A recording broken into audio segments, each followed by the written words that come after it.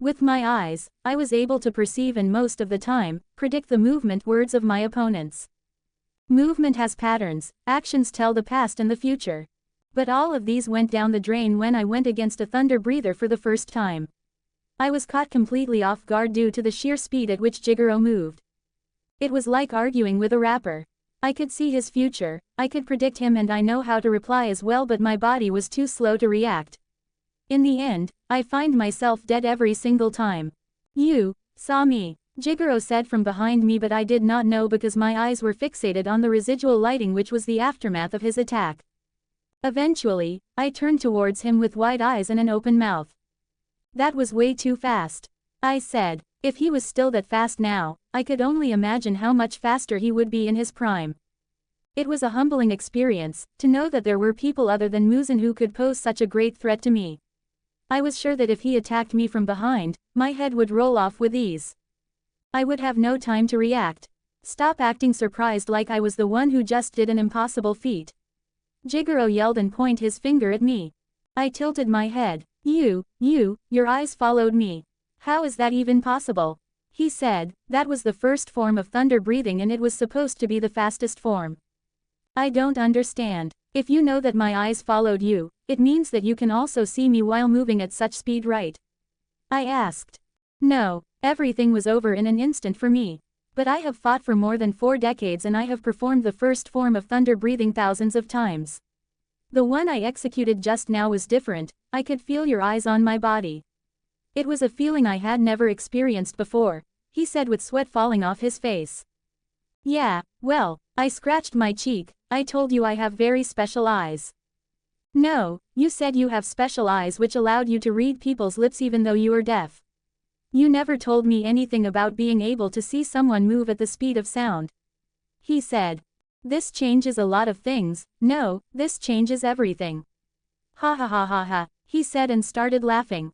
Should I be concerned that he was this happy in our first training session? Kid, I will turn you into the strongest thunder breath user in the history of demon slaying. Ha ha ha ha ha ha. And so my training began after Jigoro demonstrated thunder breathing to me. .. Slash slash slash slash slash slash slash slash slash slash slash slash slash slash slash slash slash slash slash. 2 weeks later, perfect movement. It was the ability I gained after many years of constant training. It allows me to move my body perfectly, engaging only the necessary muscle group in my movement to conserve energy. Couples with motor skills so incredible that each move I made was with extreme precision. This skill allows me to change my movement midway like someone changing the meaning of a sentence even after already saying the first words of the sentence. Even though I had no superhuman strength like Guillaume or Mitsuri, I was able to accomplish feats of strength equal to them by having perfect control of my body and the force it generated. But thunder breathing was kind of opposite to that. You have to use every fiber of muscle in your leg to explode out in an instant. Utilize all your strength in one moment. That was the concept Jigoro gave me. To be completely honest, that was a stupid way to fight. It was also the major downside of thunder breathing. I could not stress enough how much injury that could cause. Even if you were not injured, your body would fatigue extremely quickly and you will find yourself unable to fight for long. In a battle of attrition, thunder breathing was the worst while water breathing was the best. That's what Jigoro told me. Honestly, the more I learned about water breathing, the more I wondered if I should have started out with water breathing. It seemed to match my style perfectly. Instead, I seemed to start from breathing styles completely opposite to my nature. Fire breathing and thunder breathing. It was fine though. They were both powerful breathing styles and my goal was to learn all of the 5 major breathing styles anyway, so we will get to water breathing soon.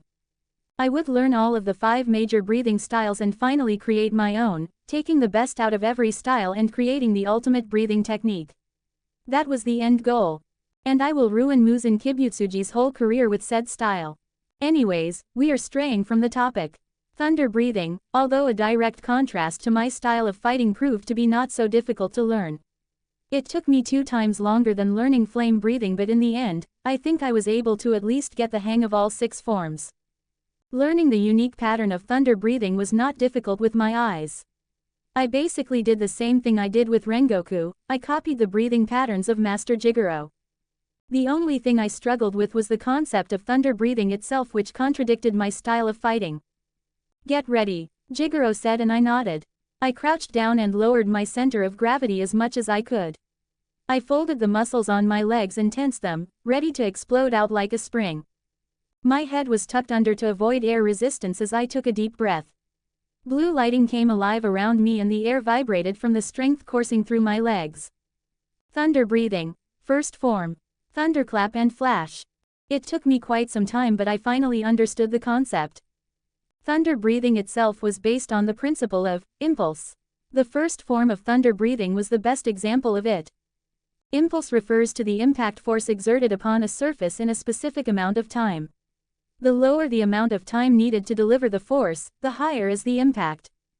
Now imagine you push someone with 100 newtons of force slowly over a large period of time, they will probably not feel much.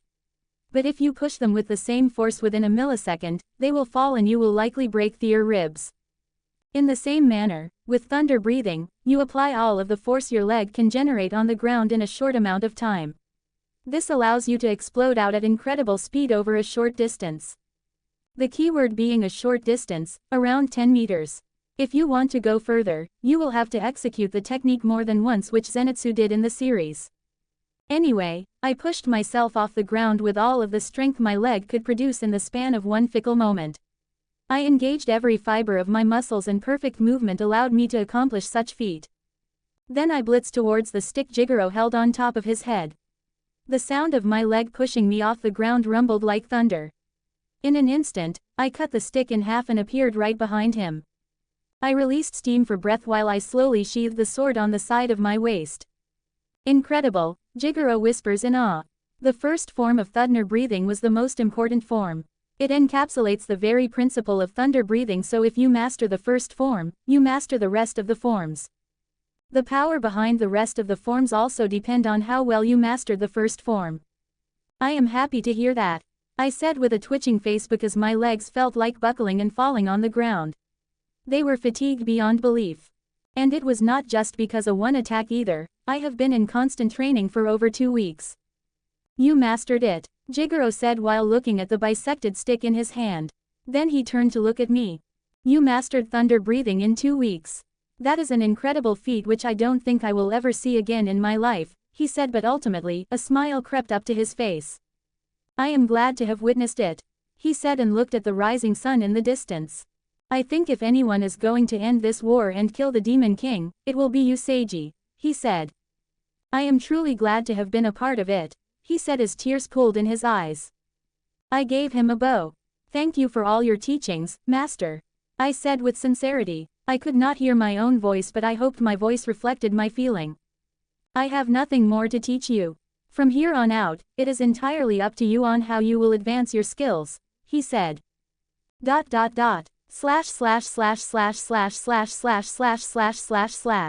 "Goodbye, young man, I guess this is where we part," Jigoro said with his back facing me as he walked away.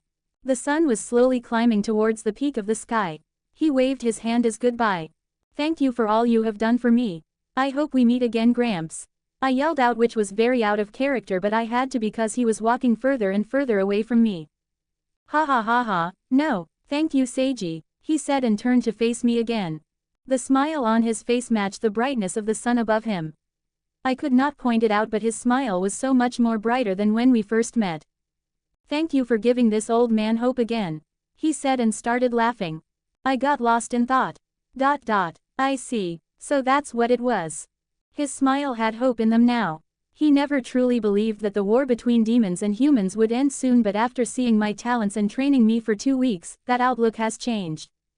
Now he had genuine hope that it would be over soon. He believed that I would be the one to finally put an end to the demons. I inspired such hope in him. I felt my breath hitched while looking at his disappearing figure. Hope was such a powerful thing. It was hope that made me persist through the difficult times in my life. When I lost all of my family, my hearing, and when I was in a completely different world, hope was the only thing that drove me towards tomorrow. Hope that things will be better. Hope that I will find a family or love again. I hoped I would be happy again tomorrow, just as I was yesterday. That's why everyone keeps fighting every day, isn't it? Hope.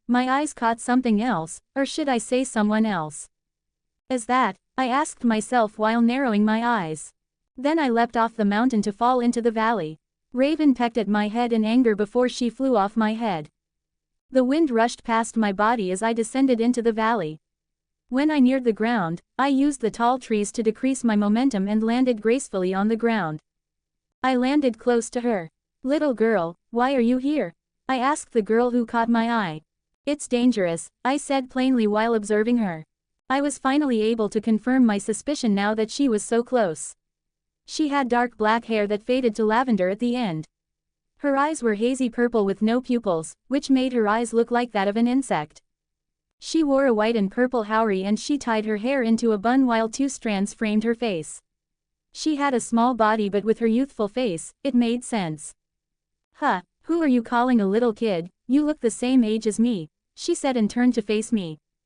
I paused abruptly. "Damn, she's pretty." I stared. I think I stared too much. "What the fuck are you looking at, creep? Your eyes are creepy as hell. It's amazing how personality can drag down one's beauty." That wasn't a very nice thing to say but understandable, I guess. For the record, I did not use X-ray vision. She had nothing worth peeking at yet as she was just a small girl. But she had potential. Pause. "I am a demon slayer and I am on a mission to kill the demon living here." "But who are you?" I asked the girl. She seemed taken aback by my words, "A demon slayer." She did not see a sword strapped on my waist, so I had to show her my odachi, which was sheathed on my back. Then I showed her my uniform under the howry. "I see," she said. "Well, my name is Shinobu Kocho. I am a Suguko of the flower Hashira and a medical expert. I was sent here in case you get injured. The valley is quite isolated, so the master wanted me to come here and give you medical help immediately if you need it." Wow, talk about prodigal privilege. I assumed the higher-ups did not want to see a young talent like me die, so they sent her here to make sure I survived in case I suffered an injury in my mission. Since many lower-ranked demon slayers have died, there was a chance of the demon being strong. And this mission was particularly dangerous because even if the injury I suffered after the fight was not fatal, it could have led to death since there was no nearby help. "I understand," I said. "If that is all, I will immediately get to hunting the demon," I said and disappeared. "I see him. The demon." I ran towards the place where I saw movement and smelled the scent of a demon. I pulled out my sword and my heart roared in my chest, preparing for a fight. ... Image of Shinobu.